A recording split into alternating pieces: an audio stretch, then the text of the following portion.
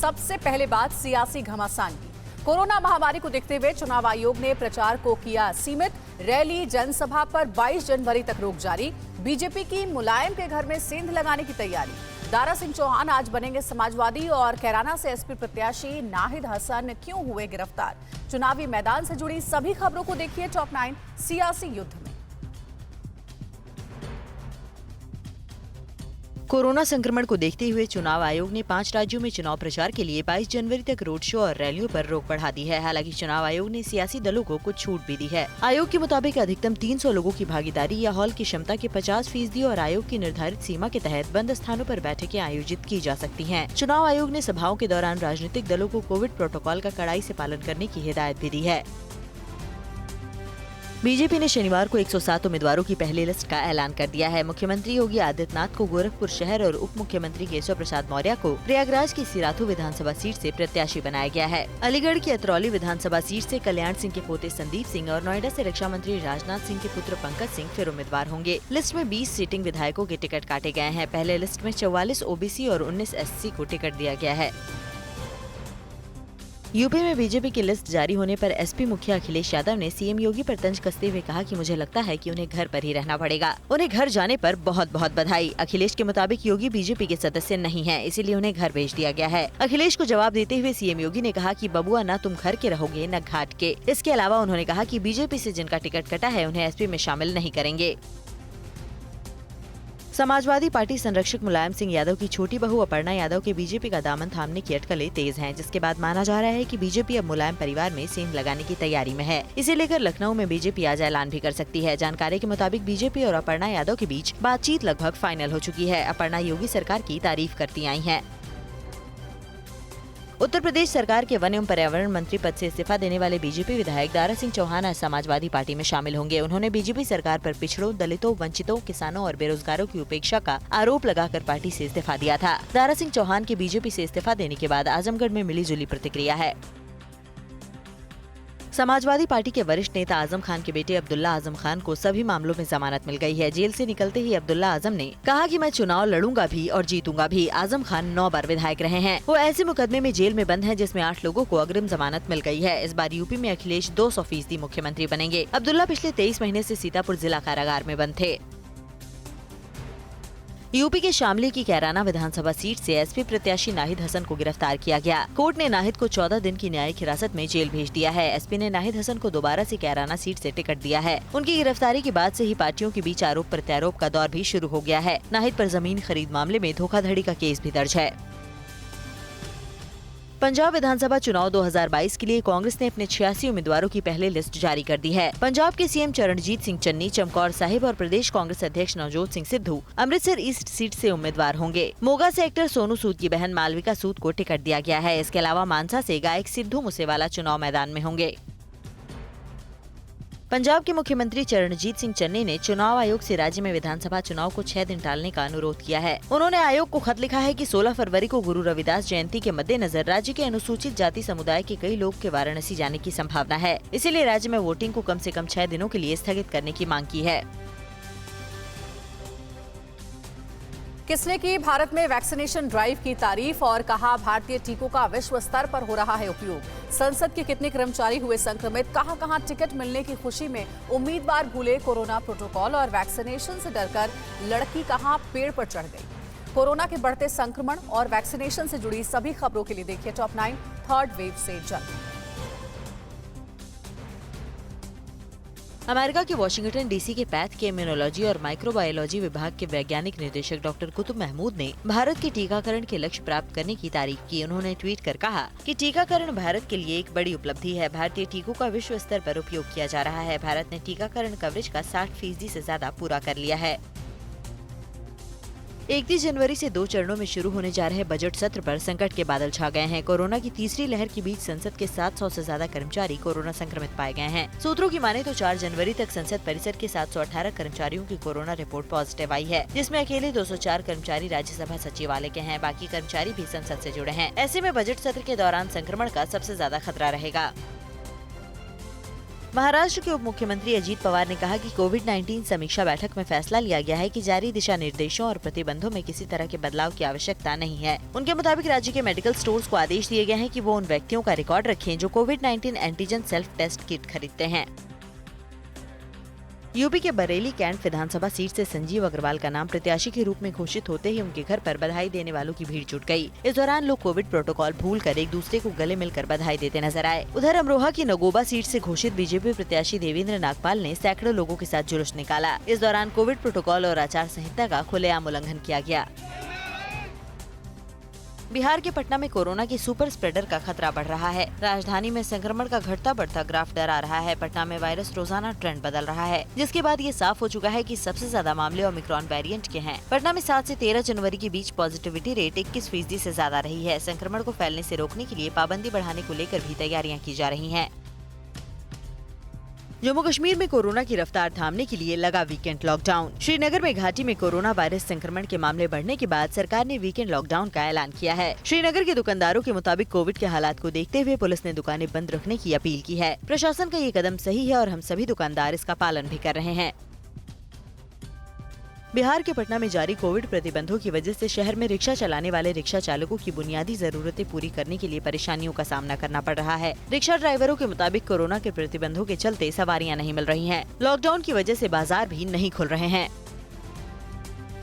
मध्य प्रदेश के छतरपुर में corona vaccination के लिए पहुंची टीम को देखकर एक युवती पेड़ पर चढ़ गई और युवती ने कोरोना वैक्सीन लगवाने से साफ इनकार कर दिया। मेडिकल टीम और युवती के परिजनों की काफी देर तक समझाने के बाद युवती पेड़ से उतरी और उसने वैक्सीन की पहली डोज लगाई। पेड़ पर चढ़ी युवती का वीडियो सोशल मीडिया पर वायरल है।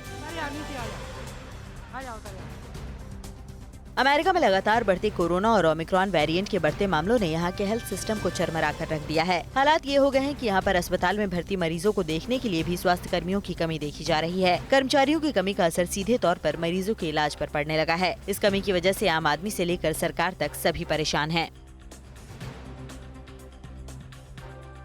देश भर में 24 घंटे में कोरोना के कितने मामले सामने आए, राज्यों में कोरोना संक्रमण के कितने केस सामने आए, दुनिया भर में 24 घंटे में कितने लाख केस सामने आए और यूरोप के किन देशों में बढ़ती जा रही है लापरवाही। देश दुनिया में कोरोना महामारी के बढ़ते खतरे से जुड़ी सभी अहम खबरें देखिए। टॉप 9 कोरोना का कोहराम। देश भर में कोरोना वायरस के संक्रमण के मामले थमने का नाम नहीं ले रहे हैं। देश में 24 घंटे में कोरोना के 2,69,000 से ज्यादा केस सामने आए, जबकि महामारी की वजह से देश भर में 309 लोगों की मौत हुई है। देश में संक्रमण के बढ़ते मामलों के चलते एक्टिव मरीजों की संख्या 15.5 लाख के करीब पहुँच गयी है। दिल्ली में 24 घंटे में कोरोना वायरस के 20,718 नए मामले सामने आए हैं और इस दौरान 30 लोगों की महामारी की वजह से मौत हो गई। प्रदेश में अब संक्रमण दर 31% के करीब पहुंच गई है। राज्य में एक्टिव केस बढ़कर 93,000 से ज्यादा हो गए हैं। जानकारी में सामने आया है कि दिल्ली में कोरोना टेस्टिंग को कम कर दिया गया है। पिछले 24 घंटों में सिर्फ 67,624 लोगों का टेस्ट किया गया। महाराष्ट्र में पिछले 24 घंटे में 42,462 नए केस सामने आए और 23 लोगों की कोरोना के चलते मौत हो गई, जिनमें से अकेले मुंबई में 10,661 नए केस रिकॉर्ड किए गए और 11 लोगों की मौत हो गई। राज्य में एक्टिव मरीजों की संख्या 2,64,000 के पार पहुंच गई है। शनिवार को राज्य में ओमिक्रॉन वेरिएंट के 125 नए केस सामने आए, जिसके बाद राज्य में ओमिक्रॉन संक्रमितों की संख्या 1,730 हो गई है। दक्षिण भारतीय राज्यों में कोरोना के मामले थमने का नाम नहीं ले रहे। कर्नाटक में पिछले 24 घंटे में 32,793 नए केस सामने आए और 7 लोगों की मौत हो गई। वहीं तमिलनाडु में इतने ही समय में करीब 23,989 नए मामले सामने आए और 11 मरीजों की मौत हो गई, जबकि केरल में पिछले 24 घंटे में कोरोना के 17,555 नए केस सामने आए और 17 लोगों की महामारी ने जान ले ली है। आंध्र प्रदेश में एक दिन में 4,955 और तेलंगाना में 1,963 नए मामले सामने आए। उत्तर प्रदेश में कोरोना की रफ्तार में गिरावट दर्ज की गई। पिछले 24 घंटे में राज्य में 15,000 से ज्यादा नए केस सामने आए। प्रदेश में एक्टिव केस की संख्या 95,000 के पार हो गई है। वहीं उत्तराखंड में कोरोना संक्रमण का ग्राफ थमने का नाम नहीं ले रहा है। सुबह से शनिवार को 3,848 नए केस सामने आए और 2 संक्रमितों की मौत हो गई। राज्य में एक्टिव केसों की संख्या 15,000 के करीब पहुँच गई है। देश के दूसरे राज्यों में भी कोरोना के हालात बेकाबू हैं। पंजाब में 8 जनवरी को चुनाव के ऐलान के बाद एक हफ्ते में कोरोना के 32,200 केस सामने आ चुके हैं। मध्य प्रदेश में जहां एक दिन में 5,315 से ज्यादा मामले सामने आए, छत्तीसगढ़ में 5,525 नए केस मिले और 8 लोगों की मौत हो गई। बिहार में एक दिन में कोरोना के 6,325 नए केस रिकॉर्ड किए गए और 4 लोगों की मौत हो गई। पश्चिम बंगाल और असम में भी कोरोना का कहर जारी है और बढ़ रहा है। पश्चिम बंगाल में पिछले 24 घंटे में कोरोना वायरस के 19,064 नए मामले सामने आए और 39 लोगों की मौत कोरोना के चलते हो गई। वहीं असम में एक दिन में संक्रमितों का आंकड़ा 3,000 के पार पहुंच गया और 4 मरीजों की मौत हो गई। राज्य में एक्टिव केसों की संख्या भी 18,000 के करीब पहुँच गयी है।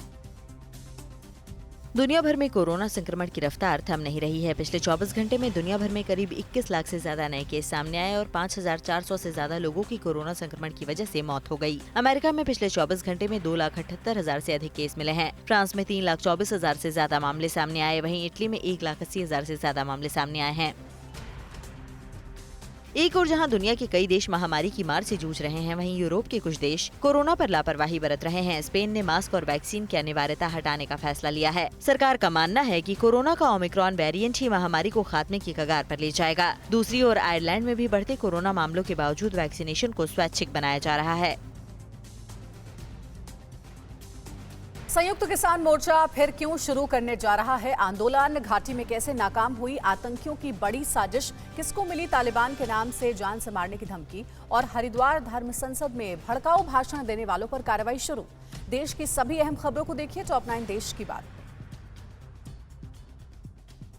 संयुक्त किसान मोर्चा 31 जनवरी को देश भर में जिला स्तर पर प्रदर्शन करेगा। मोर्चा के नेताओं ने कहा है कि केंद्र सरकार की तरफ से लिखित में भरोसा देने के 1.25 महीने बाद भी कोई कार्रवाई नहीं की गई। इसलिए मोर्चा 31 जनवरी को वादा खिलाफी दिवस के रूप में मनाएगा। वहीं किसान नेता राकेश टिकैत 21 जनवरी को लखीमपुर जाकर स्थायी धरना शुरू करेंगे। टिकैत ने कहा है कि जब तक लखीमपुर पीड़ितों को न्याय नहीं मिलेगा तब तक धरना जारी रहेगा। जम्मू कश्मीर पुलिस ने पाक समर्थित आतंकी संगठन लश्कर-ए-तैयबा के आतंकियों के 6 सहयोगियों को सोपोर और बांदीपोरा से गिरफ्तार किया है। इनके कब्जे से हथियार और गोला बारूद सहित काफी मात्रा में आपत्तिजनक सामग्री बरामद की गई है। पुलिस के मुताबिक ये आरोपी घाटी में आतंकवादियों को बंदूक, गोला बारूद और साजो सामान उपलब्ध करवा रहे थे। उत्तरी कश्मीर के बांदीपोरा जिले में सुरक्षा बलों को सर्च ऑपरेशन के दौरान एक आईईडी बम मिलने से हड़कंप मच गया। करीब 10 किलोग्राम वजन का ये बम बांदीपोरा के बाग इलाके के एक बगीचे से मिला। सूचना मिलने पर आनन फानन में बम निरोधक दस्ते को बुलाया गया। इसके बाद पुलिस और 14 राष्ट्रीय राइफल्स बटालियन की टीम ने बम निरोधक दस्ते की मदद से बम को डिफ्यूज कर दिया। तब जाकर स्थानीय लोगों ने राहत की सांस ली। हरिद्वार के कनखल के जगत गुरु आश्रम के पीठाधीश्वर जगत गुरु राज राजेश्वर महाराज को जान से मारने की धमकी दी गई है। धमकी तालिबान के नाम से एक खत के जरिए दी गई है। स्वामी राज राजेश्वर संघ से जुड़े हुए वरिष्ठ संत हैं। संत को धमकी भरी चिट्ठी मिलने के बाद पुलिस ने केस दर्ज कर मामले की जांच शुरू कर दी है। उत्तराखंड के हरिद्वार में हुई धर्म संसद में भड़काऊ भाषण देने के मामले में पुलिस ने धर्म गुरु यति नरसिम्हानंद को गिरफ्तार कर लिया है। इस मामले में ये दूसरी गिरफ्तारी है। इससे पहले पुलिस ने गुरुवार को वसीम रिजवी उर्फ जितेंद्र त्यागी को नारसन बॉर्डर से हरिद्वार आते हुए गिरफ्तार किया था। हरिद्वार पुलिस के मुताबिक नरसिम्हानंद के खिलाफ 2-3 मुकदमे चल रहे थे, जिनमें महिलाओं के खिलाफ अभद्र टिप्पणी को लेकर गिरफ्तार किया गया है। पुलिस नरसिम्हानंद को गिरफ्तार करके नगर कोतवाली लाई तो उसके समर्थक गिरफ्तारी के विरोध में धरने पर बैठ गए और हंगामा शुरू कर दिया। पुलिस टीम ने समझाने बुझाने की कोशिश की, लेकिन नरसिम्हानंद के समर्थक रास्ते से नहीं हटे। इसके बाद पुलिस ने बल प्रयोग करके इन्हें रास्ते से खदेड़ दिया। तमिलनाडु के वेल्लोर जिले में जल्लीकट्टू के आयोजन के दौरान एक खतरनाक हादसा हो गया। दरअसल जब बैल को दौड़ाया जा रहा था तो उसी वक्त बैल की रस्सी में एक शख्स की गर्दन फंस गई और बैल उसे घसीटते हुए काफी दूर तक ले गया। आसपास मौजूद लोगों ने जब तक बैल को रोका तब तक ये युवक गंभीर रूप से घायल हो चुका था। युवक को इलाज के लिए हॉस्पिटल में भर्ती कराया गया है।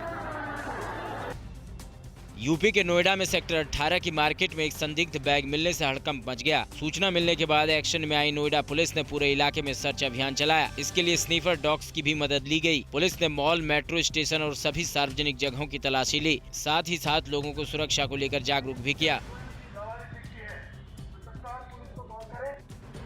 दक्षिण अफ्रीका से टेस्ट सीरीज में मिली हार के बाद भारतीय कप्तान विराट कोहली ने टेस्ट क्रिकेट से भी कप्तानी छोड़ दी है। ये जानकारी विराट ने ट्विटर के जरिए एक भावुक पोस्ट लिख कर दी और उन पर भरोसा जताने के लिए धोनी का आभार जताया। विराट T20 की कप्तानी 2021 वर्ल्ड कप के बाद ही छोड़ चुके हैं। साउथ अफ्रीका से वनडे सीरीज के लिए चयनकर्ताओं ने रोहित शर्मा को कप्तान चुन लिया था। ऐसे में अब विराट कप्तानी की जिम्मेदारी से पूरी तरह हट गए हैं। 28 किलो विस्फोटक सामग्री के साथ कहां से गिरफ्तार हुए 3 लोग? कहां बेकाबू कार ने बाइक सवार भाई बहन को मारी टक्कर? बहन की मौत हुई। किस शहर में पुलिस ने पकड़ी 50 लाख की नकदी? और कहां बहादुर महिला ने बचाई 24 यात्रियों की जान? राज्यों की अहम खबरों के लिए देखिए टॉप 9 राज्य विशेष। यूपी के आगामी विधानसभा चुनाव को लेकर बांदा पुलिस के चलाए गए ऑपरेशन क्लीन अभियान में एक बड़ी कामयाबी मिली है। पुलिस ने चेकिंग के दौरान एक बाइक से बम बनाने में इस्तेमाल की जाने वाली करीब 28 किलो सामग्री बरामद की है। पुलिस ने बाइक सवार तीनों आरोपियों को गिरफ्तार कर लिया है और बारूद रखने के आरोप में केस दर्ज करके पूछताछ कर रही है। मध्य प्रदेश के रतलाम के सैलाना इलाके में एक कार ने बाइक सवार को पीछे से टक्कर मार दी। हादसे में बाइक सवार महिला गिर गई। कार ड्राइवर बाइक से गिरी महिला को कुचलकर फरार हो गया। हादसे में महिला की मौके पर ही मौत हो गई। हादसा सड़क किनारे लगे सीसीटीवी कैमरे में कैद हो गया। पुलिस फुटेज के आधार पर केस दर्ज कर आरोपी की तलाश में जुट गई है। मुंबई के जोगेश्वरी विक्रोली लिंक रोड पर रेत से भरा एक ट्रक ऑटो रिक्शा पर पलट गया। हादसे में ऑटो रिक्शा ड्राइवर गंभीर रूप से घायल हो गया, जिसकी हालत नाजुक बताई जा रही है। ऑटो ड्राइवर को इलाज के लिए अस्पताल में भर्ती करा दिया गया है। पुलिस ने केस दर्ज कर मामले की जांच शुरू कर दी है। यूपी के कानपुर के चकेरी थाना क्षेत्र में शनिवार रात पुलिस और स्टैटिक टीम ने उरई के एक कारोबारी की कार से 50 लाख रुपए नकद बरामद किए। कारोबारी नकदी का ब्यौरा नहीं दे सका, जिसके बाद पूरी नकदी जब्त कर ली गई और मामले को आयकर विभाग को सौंप दिया गया। कारोबारी का एक बड़े बीएसपी नेता से कनेक्शन भी सामने आ रहा है। उत्तराखंड एसटीएफ ने पुरानी करेंसी के बदले नए नोट बदलने वाले गैंग का भंडाफोड़ किया। एसटीएफ ने गैंग के 7 लोगों को पकड़ा और उनके पास से करीब 4.5 करोड़ रुपए की रकम बरामद की गई। पुलिस अब पता लगाने में जुटी है कि आखिर ये रकम किसकी है। इनकम टैक्स विभाग को मामले की जानकारी दे दी गई है। मध्य प्रदेश के इंदौर में एक महिला सब्जी विक्रेता और उसके बेटे के साथ ठेला लगाने को लेकर हुए विवाद के बाद मारपीट की गई। मारपीट का आरोप 3 लोगों पर लगा है। पुलिस के मुताबिक 3 लोगों ने मारपीट के बाद महिला का सब्जी का ठेला पलट दिया। वारदात 13 जनवरी की बताई जा रही है। पुलिस मामले में एफआईआर दर्ज कर 3 लोगों से पूछताछ कर रही है। दिल्ली में वायु प्रदूषण का मुकाबला करने के लिए एक बड़ा फैसला लिया गया है। दिल्ली सरकार ने 14 जनवरी को पर्यावरण अधिनियम 1986 के तहत एक मसौदा नीति को अधिसूचित किया है, जिसे सभी एग्रीगेटर्स और डिलीवरी सर्विस प्रोवाइडर्स को अपनाने के लिए अनिवार्य किया गया है। नियम के तहत अगले 3 महीनों में सभी को 10% 2 व्हीलर्स और 5% 4 व्हीलर्स इलेक्ट्रिक वाहन शामिल करने होंगे। मध्य प्रदेश के छतरपुर जिले में नगर पालिका की बड़ी लापरवाही सामने आई है। यहाँ सैकड़ों गोवंश की मौत के बाद शवों को खुले में फेंक दिया गया। शवों के आसपास आवारा कुत्ते घूमते दिखाई दिए। इनकी भनक कुछ गोरक्षा संगठनों को लगी तो उन्होंने कड़ी आपत्ति जताई, जिसके बाद नगर पालिका की एक टीम इन शवों को दफनाने के लिए पहुंची। महाराष्ट्र के पुणे में एक महिला की फुर्ती के चलते 24 लोगों की जान बच गई। दरअसल पुणे में सड़क पर तेज रफ्तार से दौड़ रही बस के ड्राइवर को अचानक मिर्गी का दौरा पड़ गया और वो गिर पड़ा। इस दौरान एक बस में सवार योगिता धर्मेंद्र सातव ने फुर्ती दिखाते हुए स्टीयरिंग संभाल ली और यात्रियों की जान को बचा लिया। योगिता का बस चलाते हुए वीडियो सामने आया है। घटना के बाद योगिता को सम्मानित भी किया गया। पाकिस्तानी आतंकी ने अमेरिका के टेक्सास में लोगों को क्यों बनाया बंधक? अपने कमांडर जनरल कासिम सुलेमानी की मौत का बदला लेने के लिए क्यों बेकरार है ईरान? तालिबानी खौफ के आगे कैसे सरेंडर हुआ पाकिस्तान? और ब्रिटेन की संसद में लेडी जासूस भेजने के आरोप पर कैसे आग बबूला हुआ चीन? दुनिया में जारी जंग से जुड़ी खबरों के लिए देखते हैं टॉप 9 वर्ल्ड बैटल ग्राउंड। एक पाकिस्तानी आतंकी ने अमेरिका में टेक्सास के एक यहूदी धर्मस्थल को बंधक बना लिया। इस आतंकी ने पुजारी समेत 4 लोगों को बंधक बना लिया है। अमेरिका की सुरक्षा एजेंसियां FBI और स्वाट ने घटनास्थल को चारों तरफ से घेर रखा है। रिपोर्ट के मुताबिक आतंकी का दावा है कि वो पाकिस्तानी न्यूरो साइंटिस्ट आफिया सिद्दीकी उर्फ लेडी अलकायदा का भाई है और आफिया की रिहाई की मांग कर रहा है। टेक्सास की ही डलास जेल में बंद आफिया सिद्दीकी दुनिया भर में मोस्ट वांटेड लेडी आतंकी है। आफिया अफगानिस्तान में अमेरिकियों पर हमले की आरोपी है, जिसे अमेरिकी कोर्ट ने 86 साल की सजा सुनाई है। 42 साल की आफिया को लेडी अलकायदा के रूप में जाना जाता है। 9/11 के सरगना खालिद शेख मोहम्मद आफिया का ससुर है। 2008 में आफिया को अफगानिस्तान में सोडियम साइनाइड और रासायनिक हथियार बनाने वाले दस्तावेजों के साथ गिरफ्तार किया गया था। आतंकी लेडी आफिया सिद्दीकी दहशतगर्दी की पनाहगाह पाकिस्तान की भी लाडली है। खुद पाकिस्तान के PM इमरान खान आफिया की रिहाई के लिए अमेरिका से मांग कर चुके हैं। इतना ही नहीं, 2018 में पाक संसद में आफिया पर प्रस्ताव पास किया गया, जिसमें आफिया को डॉटर ऑफ द नेशन का खिताब दिया गया। 2009 में यूसुफ रजा गिलानी और 2010 में पाक मंत्री रहमान मलिक ने भी आफिया की रिहाई के लिए अमेरिका से मिन्नतें की थी। 2 साल पहले अमेरिकी ड्रोन हमले में मारे गए कमांडर जनरल कासिम सुलेमानी की मौत का बदला लेने के लिए ईरान बेकरार है। ईरान के सर्वोच्च नेता आयतुल्लाह अली खामनेई के ऑफिस ने एक एनिमेटेड वीडियो जारी किया है, जिसमें पूर्व अमेरिकी राष्ट्रपति पर हमला करते हुए दिखाया गया है। लेकिन ट्विटर ने नफरत फैलाने वाले ईरान से शेयर किए जा रहे इस तरह की वीडियो से जुड़े अकाउंट को ब्लॉक करना शुरू कर दिया है। अफगान बॉर्डर की डूरन लाइन पर बाड़बंदी करने गई बाजवा की सेना को तालिबानियों ने खदेड़ दिया। इसके बाद पाकिस्तान बैकफुट पर आ गया है। तालिबान को खुलकर समर्थन देने वाला पाक अब खुद ही तालिबानी लड़ाकों से खौफ खाने लगा है। पाकिस्तान के गृह मंत्री शेख राशिद ने कहा है कि पाकिस्तान तालिबान शासन की सहमति से डूरन लाइन पर बाड़ लगाने का काम पूरा करेगा। तालिबान के कार्यवाहक आंतरिक मंत्री सिराजुद्दौला हक्कानी ने काबुल में चीनी दूतावास से मुलाकात की और मानवीय संकट से जूझ रही जनता के लिए मदद की मांग की। अफगानिस्तान की तालिबान सरकार को ये अंदाजा नहीं है कि वो जिस चीन से मदद मांग रहा है कल वो उसी के घर में कब्जा जमा लेगा। चीन की मदद के नाम पर पड़ोसियों पर कब्जा जमाने की चालबाजी पुरानी है। ब्रिटेन की खुफिया एजेंसी MI5 ने दावा किया था कि ब्रिटेन की संसद में एक महिला चीन के जासूस के तौर पर काम कर रही है, जिसका मकसद ब्रिटेन की राजनीति में हस्तक्षेप करने के लिए संसद में घुसपैठ करना है। चीन MI5 के इस दावे पे भड़क गया है। चीनी विदेश मंत्रालय के प्रवक्ता वांग बेनविन ने कहा है कि चीन कभी ऐसा नहीं करेगा। खुफिया एजेंसी के ये आरोप जेम्स बॉन्ड की फिल्मों से प्रेरित हो सकते हैं। बॉर्डर पर चीन पाक की साजिशों को नाकाम करने के लिए हमारे सैनिक जी जान से जुटे हैं। हिंद के इन शेरों का सीना दुश्मन के हर वार को विफल कर देता है। अब भारतीय सेना के इन सूरवीरों को जल्द ही 2 स्वदेशी बुलेट प्रूफ जैकेट मिलने वाली है। इन जैकेट्स का नाम है भावा कवच और कवच वस्त्र। अभी तक बुलेट प्रूफ जैकेट्स के लिए विदेशों पर निर्भर रहना पड़ता था। रूस से चल रहे तनाव के बीच एक बड़े साइबर हमले का शिकार हुए यूक्रेन के एक सुरक्षा अधिकारी ने बड़ा खुलासा किया है।